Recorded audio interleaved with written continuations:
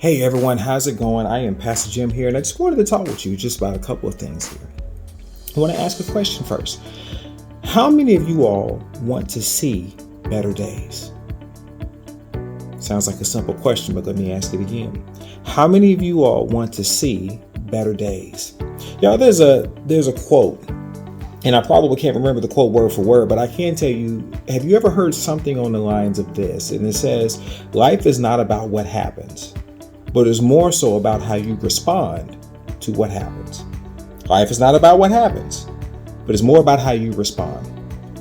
If you've ever heard that before, the purpose behind all of that and the thought behind all of that is that we can't control what the day brings. We can't control what happens to us, but we can always control how we react. We can always control us.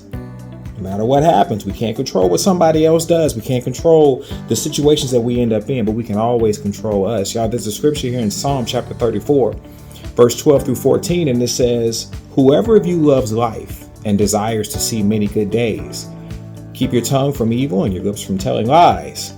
Turn from evil and do good. Seek peace and pursue it." Now, it says if you desire to see many good days, it says keep your tongue from evil, your lips from telling lies, turn from evil and do good, seek peace and pursue it.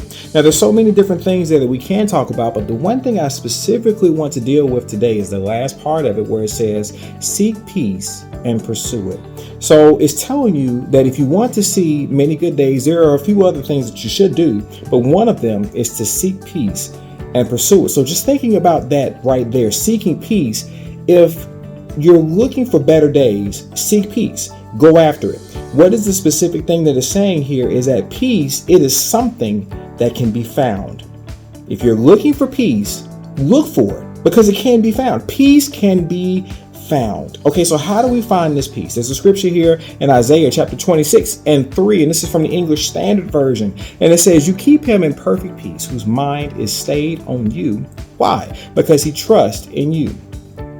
You will keep him in perfect peace, whose mind is stayed on you because he trusts in you. It says that we can be kept in peace if we keep our minds on God. So peace is something that can be found, and we can find it by keeping our mind on God.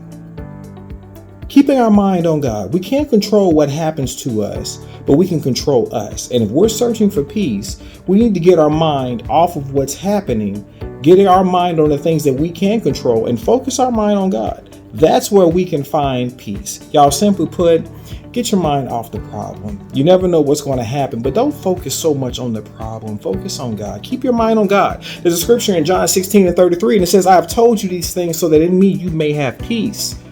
In me you may have peace." This is Christ speaking. "In this world you will have trouble, but take heart, I have overcome the world. I have told you these things so that in me you may have peace. In this world you'll have trouble, but take heart, I've overcome the world." If we dissect this scripture here, and we say it in a couple different ways, you say, in this world you will have trouble, but I've told you these things so that in me you can have peace. We can have peace through Christ. Peace is available. Y'all, somebody say this with me. Peace is available to me today. That's our affirmation for today. Peace is available to me today. No matter what happens, peace can be found.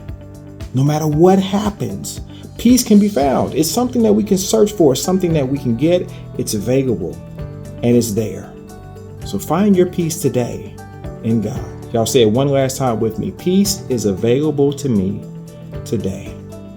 I'm Pastor Jim. Y'all take care. God bless. If the message was a blessing to you, please share it with somebody. Catch you next time.